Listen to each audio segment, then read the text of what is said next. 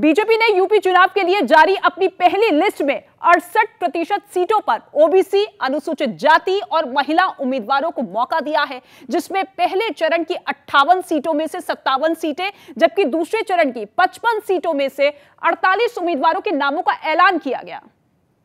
और इनमें सबसे बड़ा नाम रहा मुख्यमंत्री योगी आदित्यनाथ का, जिनके लिए लगातार अयोध्या, मथुरा या गोरखपुर से चुनाव लड़ने की अटकलें लगाई जा रही थीं। लेकिन बीजेपी की लिस्ट ने इन सभी अटकलों को विराम देते हुए उन्हें गोरखपुर शहर से उम्मीदवार बनाने का ऐलान किया। योगी जी हमारे मुख्यमंत्री की दायित्व में है, वो गोरखपुर शहर से चुनाव में पार्टी की ओर से प्रत्याशी होंगे, जिस पर योगी आदित्यनाथ ने भी आभार जताया और चुनाव में एक बार फिर बीजेपी की बड़ी जीत का दावा किया। आभारी हूँ प्रधानमंत्री जी का, राष्ट्रीय अध्यक्ष जी का और संसदीय बोर्ड का, जिन्होंने मुझे गोरखपुर से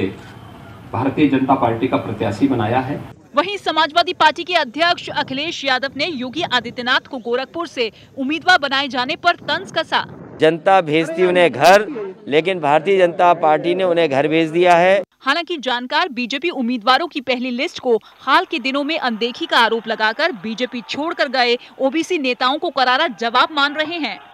क्योंकि यूपी चुनाव के लिए जारी बीजेपी की पहली लिस्ट में बड़ी संख्या में ओबीसी और दलित समुदाय के लोगों को उम्मीदवार बनाया गया है और 107 नामों की इस लिस्ट में 68% ओबीसी, अनुसूचित जाति और महिलाएं हैं। इस लिस्ट में सबसे बड़ी संख्या ओबीसी उम्मीदवारों की है, जिन्हें 44 विधानसभा सीटों पर टिकट दिया गया है, जबकि अनुसूचित जाति के 19 उम्मीदवारों को मैदान में उतारा गया है। यही नहीं, भारतीय जनता पार्टी ने एक सामान्य वर्ग की सीट पर भी दलित समुदाय के उम्मीदवार को मौका दिया है। वहीं इस लिस्ट में 10 महिलाओं को उम्मीदवार बनाया गया है। इसके अलावा बीजेपी ने आज बहुत कम मौजूदा विधायकों के टिकट काटने की कोशिश की है, क्योंकि 107 लोगों की लिस्ट में 83 मौजूदा विधायकों में 63 को दोबारा मौका दिया गया है, जबकि 20 मौजूदा विधायकों की जगह नए चेहरों को टिकट बीजेपी ने इस बार दिया है।